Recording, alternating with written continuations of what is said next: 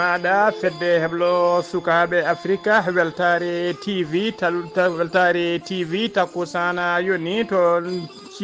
cakkusana yoni to guijilon to wudduru to keeɗele to aali wuuri to sadela ko on takkusan juula ha e nder galle ceerno abou baydi sar to ndulmaji demɓe funeɓe ko taari ɗum kala ko on takkusan juula ha to galle ceerno yaya ba to richard tole ko taari ɗum kala ene jeeya e gardidi kabaruji men to leydi mauritanie mohamed wula mawlud ko lundiyanke gardiɗo landa wiyete ka ifp o holliri tigui wonde o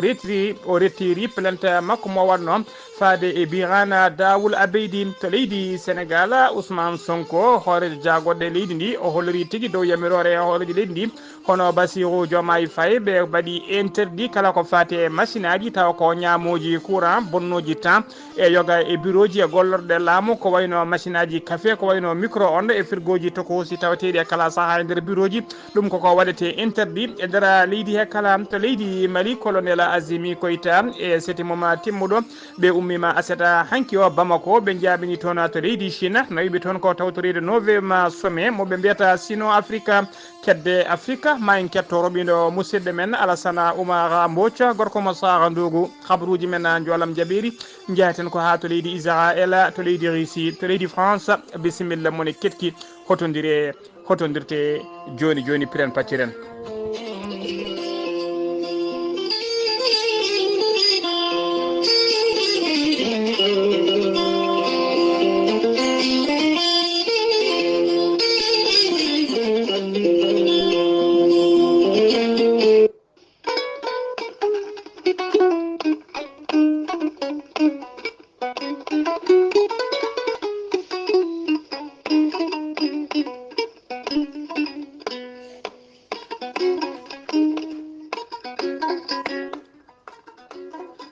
aadi bil aadi salade aadi ɓuuri firtude aadi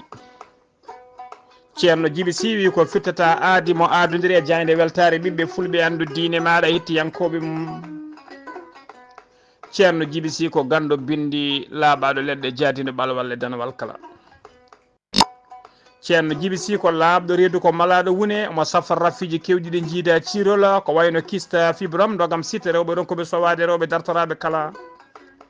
ceerno djiby si ene jogui leɗɗe so tawi a ƴetti ɗum yoga e rafiji gonnoɗi nder reedu maɗa ɗi ponnoɗa oppirede seeke yaltine ɗi jalta ha laaɓa tawa reedu ma seekaka ceerno djiby si ene yawrani ɓen ustoraɓe goragu jippiɓe e leece e yawɓe yitade koye men kala e on fannu ceerno djiby si ne jogui leɗɗe wiyete ko muuɗa hirda ceerno djiby si ne jogui leɗɗe fannuji tati hen fannu goto sa ƴetti ɗum fodde sappo e tati rafini yalta ilahama ha laaɓa fannu goɗɗo ne yaltina fodde sappo e jeenayi rafi fannu goɗɗo ko kawisaji mehi goni hen waddete koye gawri samme walla gawri suuna so tawi a waɗi ɗum dendagal rafiji comiɗe ma ne yalta ha jiira guite ma ceerno djiby si ko bawɗo listihara ko indema inde nenema dokkatamo haala ko wone nder ɓerdema ha mbiya yoni waɗanteɓe listihara so tawi ko leydi mauritanie ko ujunere uguya walla kartal crédit ujunere so tawi ko leydi sénégal leydi mali dendagal leyɗele ñamoje CFA to mbawɗa wonde kala caggal leydi listihara waɗete ɗum ko 2000 francs CFA woni temennayyi mbatta ɗum koye numéro makko wave walla numéro orange money kala indema inde nenema noddatama ko jamma so fini subaka o haala ko wone nder ɓerde ma ha cikka ko toon hooɗi ceerno djiby si ko newiɗo sanne sanne to banggue safaruji to banggue haajuji kala dendagal rafi mbawɗa wondude dendagal haaju mbawɗa jogade ɗo tiiƴiri kala ane ceerno Djiby Sy on ɓurodirta ujunnaji jeegom uguya so tawi ko CFA on ɓurodirta ujunnaji 2 CFA ceerno Djiby Sy andini dendagal kilineɓe mum oɗo saaha kala mo tawe to kay hayɗi to la pulpolol dande maayo omo tawe to leegal bitegal kebbe waɗɗani école kese mo kebbe lawol faade likseɓe gorgol ceerno Djiby Sy kala jiɗɗo jokkodirde e mum numéro makko téléphone mbatta ko 47 22 80 84 o numéro ko numéro makko appel kadi ko numéro makko WhatsApp so tawi noon ko yiɗɓe jokkodirde ceerno Djiby Sy to banggue numéro makko weewe Orange Money mbatta ko 78 128 35 98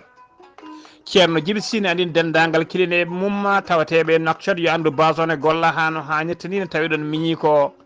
ene wiya ceerno Alassane Sy ko ganduɗo leɗɗe bawɗo golle ɗe nunɗuɗo sanne sanne ceerno Alassane Sy numéro mum ko 32 62 04 99 ceerno Djiby Sy ko laaɓɗo reedu ceerno Djiby Sy ko malaɗo wune ko nunɗuɗo sanne sanne mbadden danɗo faade ceerno Djiby Sy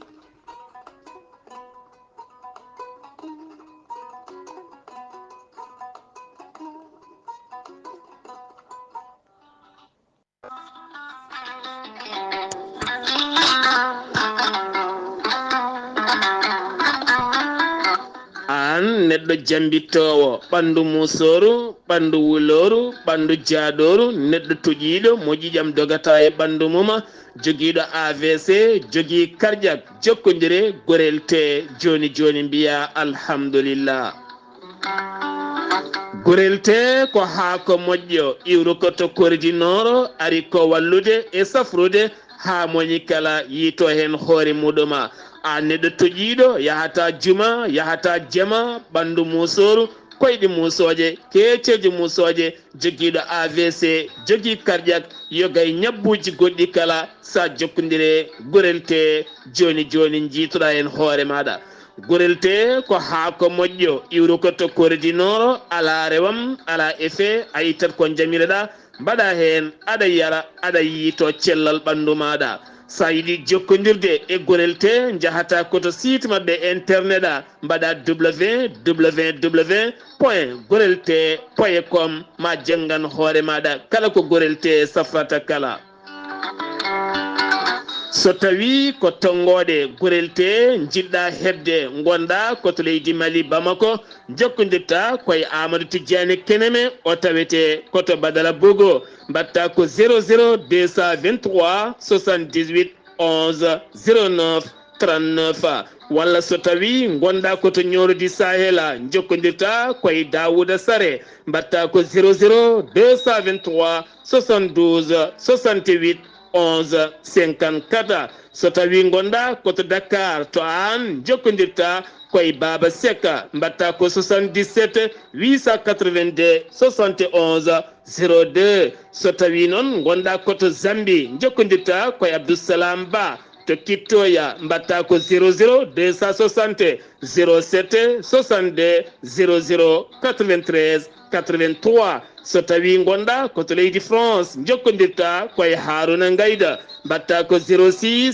50 99 64 43 so tawi koto États-Unis de Amérique gonɗa jokkodirta koye Abousso Kawral Fouta Business plus 1 34 77 01 56 77 musidɓe tedduɓe gorel te ko safara ɓolo tan woni muɗuma kettode kaburuji mon e demgal pulaar Afrique, Asie, Europe, Amérique, Moyen-Orient, Océanie. jam ñalle mon musidɓe tedduɓe eɗen goni e dewo go lewru septembre hitande ujunnaji 2024 habruji mon e ɗemgal pulara e sawta he ko musidɗo mon sehil mon haali Abouba to karallagal ha mbawon yiiden to banggue nate ɓosoje ko miñi men sehil men Saydou Abouba hono noon mbiru enen gardidi kabaruji men koto leydi Mauritanie pudorɗen ñande aljuma ɓennuɗo o jagorgal leydi Mauritanie kalfinaɗo ko fate gueɗe nder leydi e jaccina gollamu o waɗi supervisé cérémonie kadi ko fate jaltugol haralde wattore capanɗe nayyi e jiiɓiwol woni 45e promotion tawi ko élevage policier ji walla mbiyen agent ji de la police nationale haralde nde noon koɓe temedde tati e capanɗe tati e tati agent waɗɓe heblo mabɓe ha timmi ene tawtora cérémonie o noon hono directeur général de la sécurité nationale hono colonel hono général de division Mohamed Cheikh Mohamed Lemina wondude Mohamed tigi Mahmoud Wula Boya on ko jagogal kalfinagal ko fate ñawoje wondude Sidi Wula Hannena on ko jagogal kalfinagal ko fate défense nationale wondude Sidi Ahmed Wula Eli on ko commissaire au droit de l'homme e nder cérémonie he kadi ɓe mbaɗi toon ko wiyete levé de couleur nationale ɓe tottiri toon kadi seedantagal woni diplôme ji wonande kayit ɗiɗon agent ji taw ko policier ji yaltuɓe gaynuɓe heblo men ministre o noon jarniɓe tigui o rokkiɓe kadi wasiyaji kewɗi no fewi nde ɓe tinnoto ɓe golle mabɓe ɓe koɓe kalfina ko kadi ɓe daro darde ɗe ɓe poti darade gam rende ɓesgu leydi ndi kala ha joni ko leydi Mauritanie kettoɗen Eli Boulel Verique ko kañum woni jagogal kalfinagal ko fate ya gartaji woni ministre de l'équipement et des transports o holliri tigui wonde à partir kay nde nduɗo lewru septembre ɗo gonɗen ɗum koko fuɗɗoto kay service aji ko jamirɗo service aji makko kay ma mbaw darade no dole men ponno e nder ɗiɗo mokaɗɗaji ɗiɗi woni to Liksar e to Tafrak Zeyna kala kay chauffeur kay otoji yiyaɓe kay ine mbaɗa gueɗe taw ko gueɗe gaddoji embouteillage uji ɓeydoji embouteillage uji kaɗoji ya gatta tigui newade nder leydi he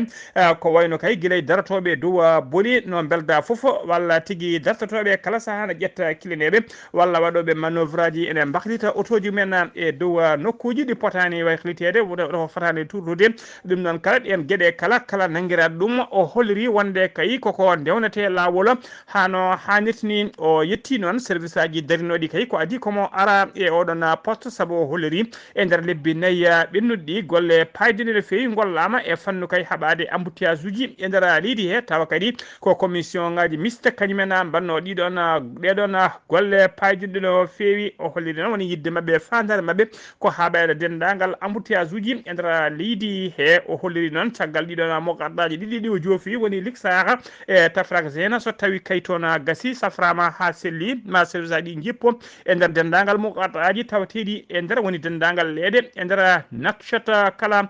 joni ko leydi Mauritanie keddoɗen Mohamed Mawlouda kay ko neɗɗo dawrugol kanko ardi lamda mbite ka l'union des forces des progrès woni IFP o holliri tigui wonde o felliti o waɗi retiré oɗon plainte mo wanno faade kay e Birane Da beydi gardiɗo catala bitegal Iran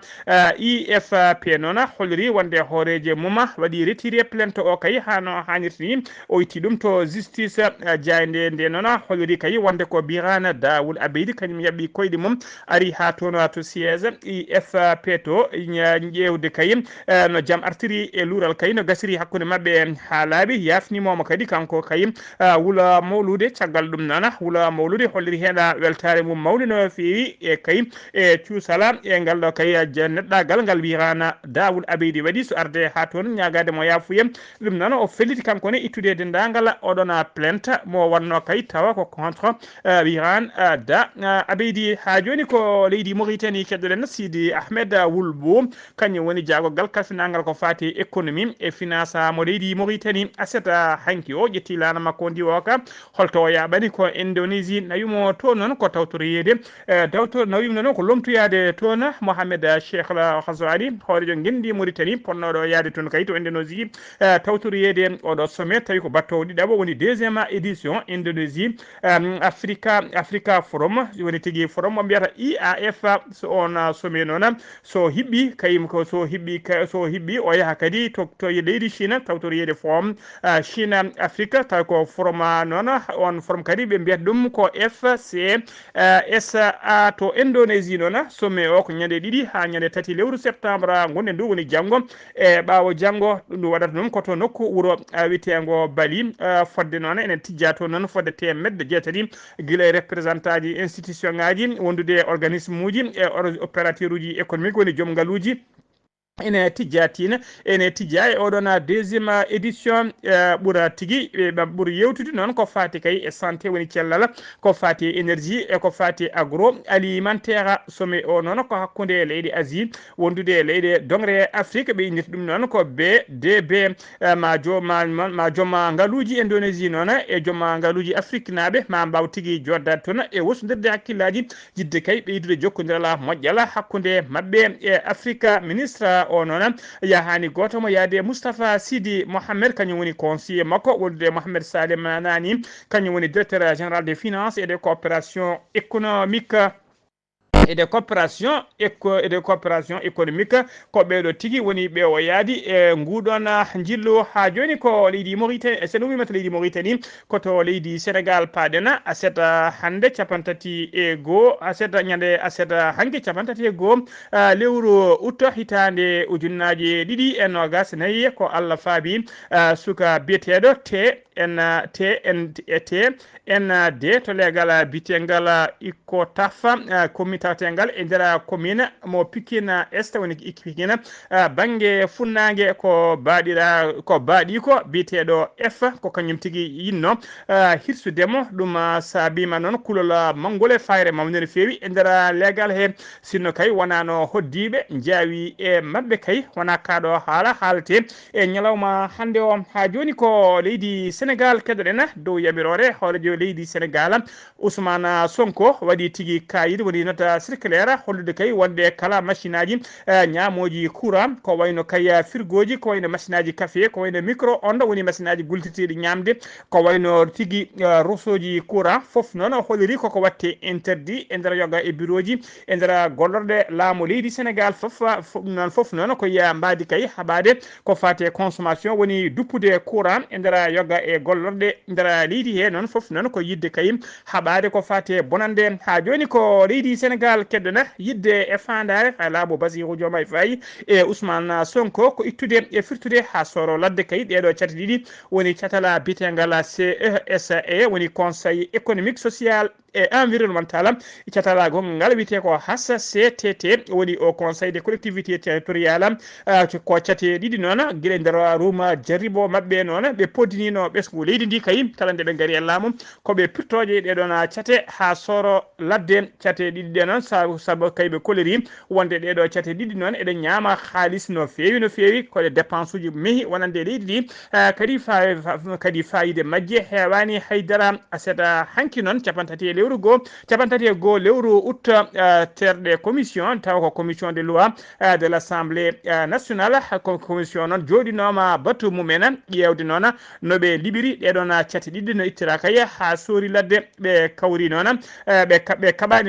keɓani noon hattani kay ittude ɗeɗon cate ɗiɗi saabu kay wiɓe alaɓe ko kañumen ɓuuri hewde toon e wiɓe wuyɓe saabu kay ene anda e oɗo saaha joni ko tigui wiyeteɓe diɗɗal Benno Bokk Yakaar ko kañumen ɓuuri hewde kay e nder oɗon commission taw ko commission ɗum commission noon ko kamɓe cali tigui ha sori ladde libde ɗeɗon cate ɗiɗi ɗum noon woni tigui revers woni tigui défaite gadano wonande laamu Bassirou Diomaye Faye e Ousmane Sonko joni noon haala ka fati koto suudu sarɗeji to kadi hay toon ene sikka tin so tawi kay ko ene sikka hay toon kay ko ala ko kañum jogori folde toon saabu hay to suudu sarɗeji to ko Benno Bokk Yakaar kañumen tigui goni toon majorité kañumen ɓuuri hewde toon ko ɗeɗo noon ko ɗe ha joni noon kanko Bassirou Diomaye Faye Ousmane Sonko eɓe jogui noon ko wiyete dernière carte mabɓe a joué on carte noon saabu kay ɓe keeɓi Bassirou Diomaye Faye heeɓi tigui feu vert woni yamirore conseil constitutionnel wonde kay omo wawi wadde dissoudre omo wawi libde suudu sarɗiyeji nde leydi ndi ɗum noon ko à partir de sappo e ɗiɗi lewru septembre dari ndu hande ndu omo wawi libde suudu sarɗiyeji ndu ha soro ladde so tawi o liɓi ndu kay omo wawi firtude dendagal kay koɓe jiiɗi firtude kala e nder leydi hen kadi soɓe batti subgoji ne wawi tigui woni yidde mabɓe e fandare mabɓe ko wadde subgoji taw ko subgoji sarɗiyeji e beele kay ɓe mbawa hebde ko wiyete majorité e nder nduɗon suudu sarɗiyeji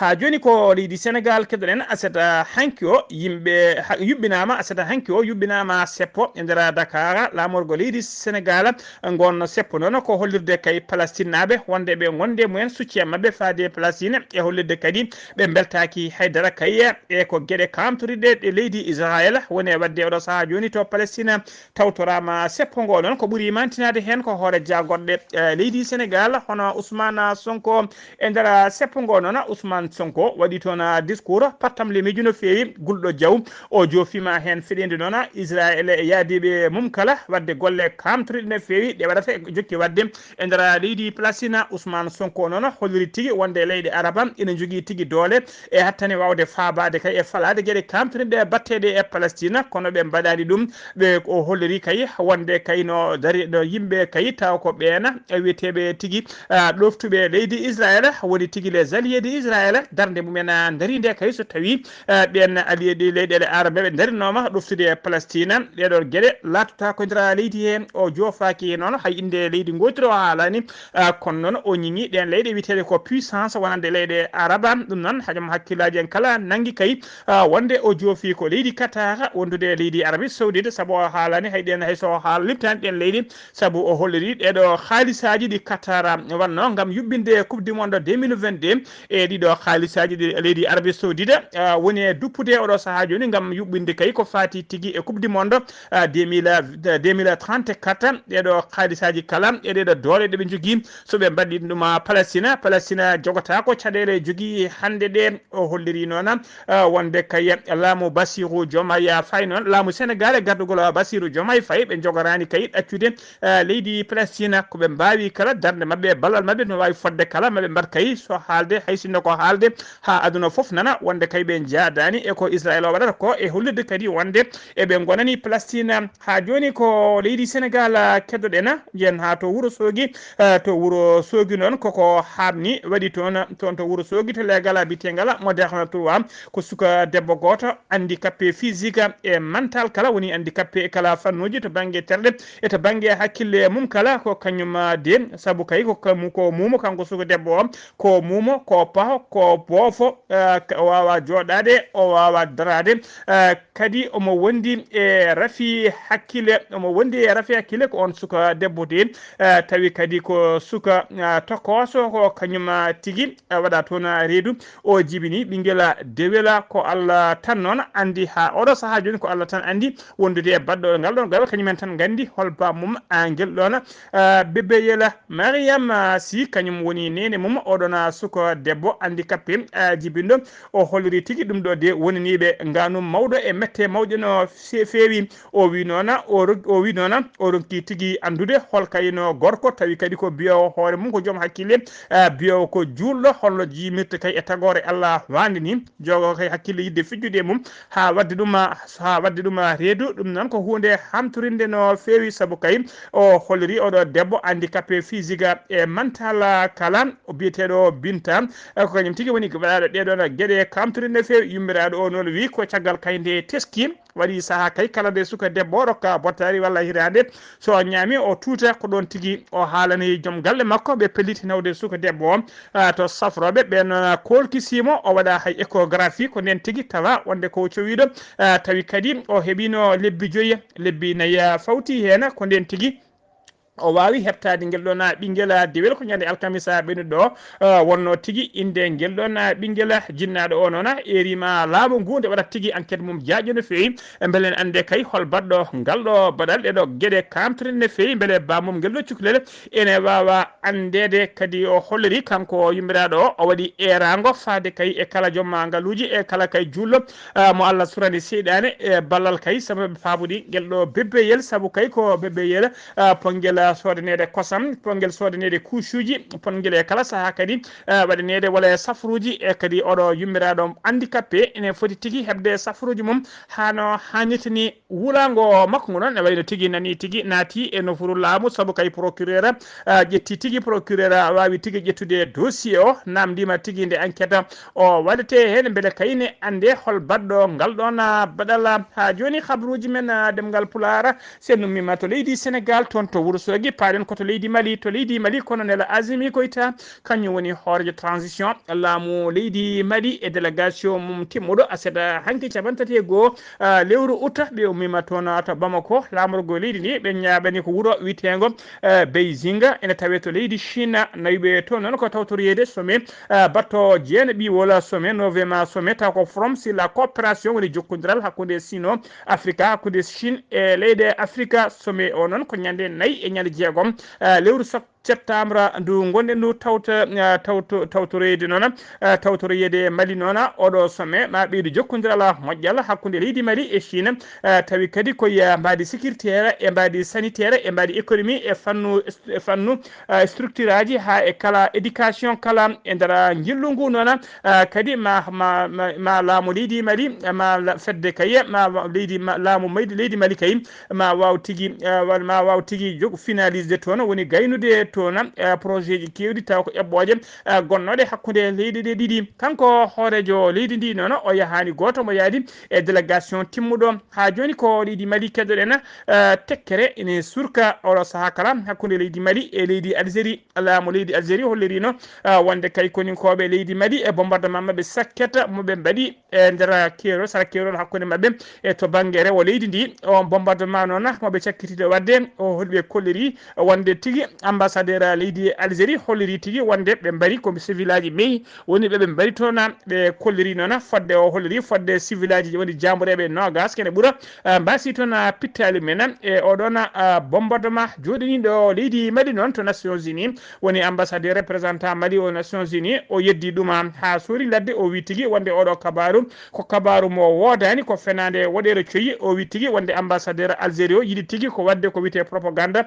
terrorisme e nder région o kañum tigui yiiɗi wambude seɓɓitiɓe e wallide seɓɓitiɓe haalde gueɗe ɗe godani e nder oɗon région ambassadeur leydi Algérie noon holliri tigui wonde ne yenana e nder oɗon bombardement mo fama waɗi ko famɗi kala ɓe mbari kene wona civil aji nogas to rewo leydi Mali to ambassadeur Mali noon hono biteɗo joɗiniɗo Mali toon to fedde Nations Unies hono Issa Koufourou o wi tigui o erima leydi Algérie o retini woni tigui nde nangata ɗemgal mum kadi anda hormo laamu leydi ndi hormo kadi ɓesgu leydi Mali anda ko haali bombardement o noon siftinde on wonno ko ñande nogas joyi lewru uttude gonɗen ɗum to nokku biteɗo Tine Zaoutena tafama noon holliri kañumen toɓɓi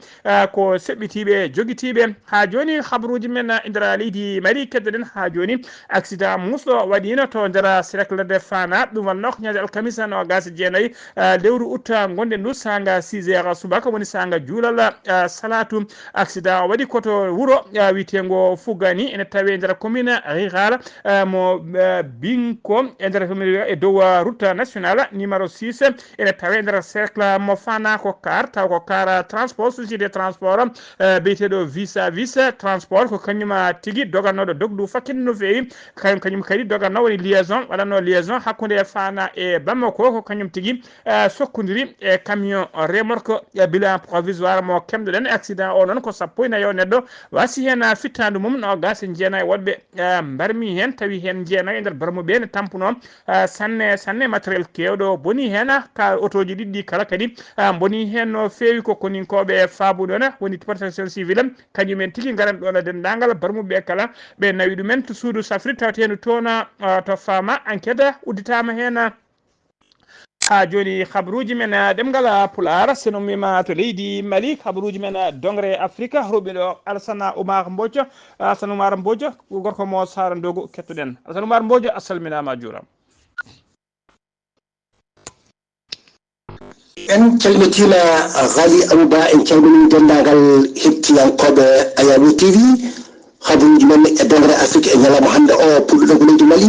toon boyi ene wayno ɓe ndintini ɓesgu leydi ndi kala nde rentoto ilemeje kewɗe mama ko adda toon ɗum no goto e foof yo waɗ feere kono rento tigui rigui kala mo wawa ndiyam yo faa dow Côte d'Ivoire toon de ko crise ko wiyete de la data ko ɗum noon ene wayno ñawor mum gasi ha laaɓi guilay kay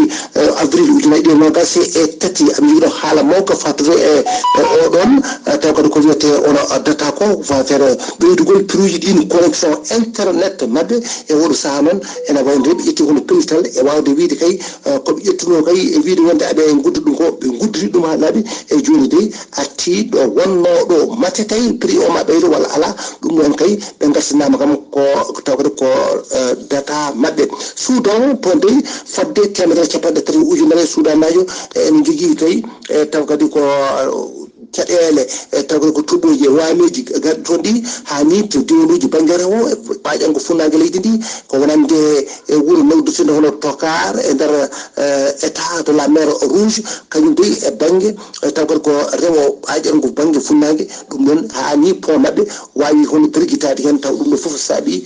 ko diƴƴe kewɗe doole no feewi toon to Rwanda holiyankoɓe hewɓe guittama e golle mumen addi ɗum noon ko tuumedeɗe e munnugol kani e dutturgol ɗen koppareje Afrique banggue worgo tigguji jibinaɗe e rafi sida ene ɓeydi e oɗo saaha no feewi toon e nder leydi ndi kala RDC Congo toon dey aɓe jogui kadi kulhuli e ɓeydugol taw ko rafi noddirteɗo taw ko variole de change kani e nder kasuji mabɓe ɗe kala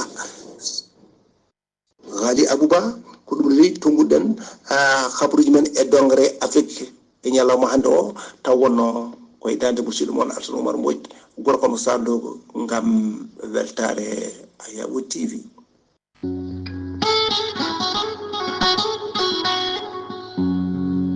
gon kay mini anja keɗatomi ko jayde heblo sukaɓe Afrika nde tawno jane nene laaɓi kadi humpede welami humpitede ɓuuri humpede Yaya Ndiaye golle ma jooɗi peewi humpeede welani humpiteede ɓuri humpeede ko noon kadi Alassane Oumar Mbodj gorko mo Sarandogo ko an uddi habruji men e nder dongre Afrique habruji men ɗemgal Pular habruji men joolam jabiri hon jaaten puɗɗorɗen ko to leydi Israël biteɗo Yair Lapide ko neɗɗo dawrugol leydi Israël kanko kadi woni chef de l'opposition e nder leydi he ko kanko noon e dendagal famiyaji nanganaɓe otage suɓɓe ɓesguji men e kureji men nanga otage guila jeeɗiɗi lewru octobre tawi kadi otage uji ɗi ɓiɗi koye juuɗe Hamas leydi Israël Hamas mo Palestine ko ɓen tigui koñumen tigui joddi aleta hande o ɓe kawri kamɓe kala altine janggo o eɓe dawra ko wiyete grève général e nder jokli leydi Israël kala yidde mabɓe noon ko forsude laamu leydi Israël beele kay ene jaaɓa kaldigal hakkude e masalaha hakkude mabɓe e Hamas Palestine beele kay dendagal otage uji ɓiiliɓe juuɗe ɓen woni e captive kal nangaɓe ene ɓiili e juuɗe Hamas guila jeeɗiɗi lewru octobre faya oɗo saaha joni beele ne mbawa woppitede kañumen kala saabi ɗum noon saabu kay ha joni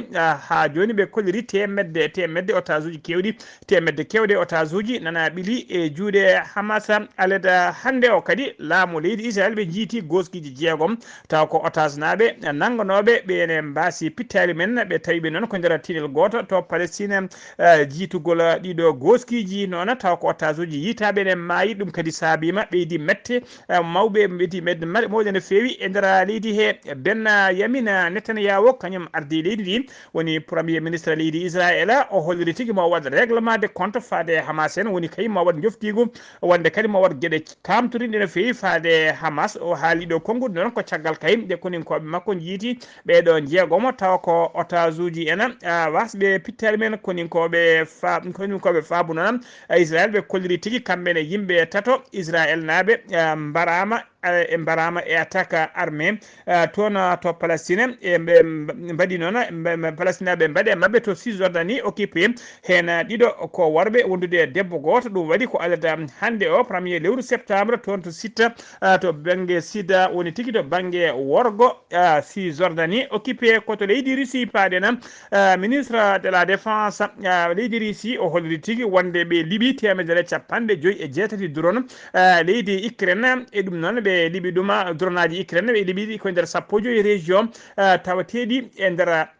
leydi Russie ɗum noon ko jamma asata hankine wiyata asata e wiyata subaka aleta hande hen dronaji ɗiɗi ɓe liɓi ɗum tigui koye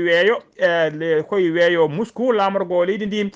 ko ɓuuri hewde noon ɗin dronaji saabu temedere nogas ɗiɗi drona ɗin ɓe liɓi ɗum koye nder ɗiɗo région ngaji ko wayno région biteɗo Kursk e région biteɗo région de biteɗo Broska e to wiyete Belgorod e to région ɗiɗo région ngaji ko région ngaji ɓurɗi ɓattade kerol hakkude mabɓe e leydi Ukraine koto leydi France udditena kabaruji men oɗo saaha kala laamu leydi France ha tenki Emmanuel Macron hoto leydi ndi o woni tigui ko yiilade e wadde peeje kay holmo o jogori suɓade ardinde ɗum jagode woni premier ministre leydi ndi ɗeɗo balle kala noon ko ɓuuri circulde kaya e nder réseaux sociaux ji ha e hakkillaji ɓeena yimɓe dawrugol kala ko mennoɗo ɓuuri circulde kay ene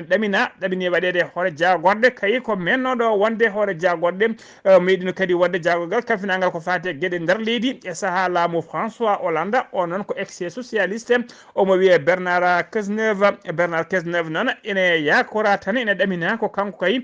jogori latade hoore jagorde laamu nguɗo laamu leydi France altine subaka janggo noon Emmanuel Macron ene tijjimo ene fadimo toon to bureau ji mum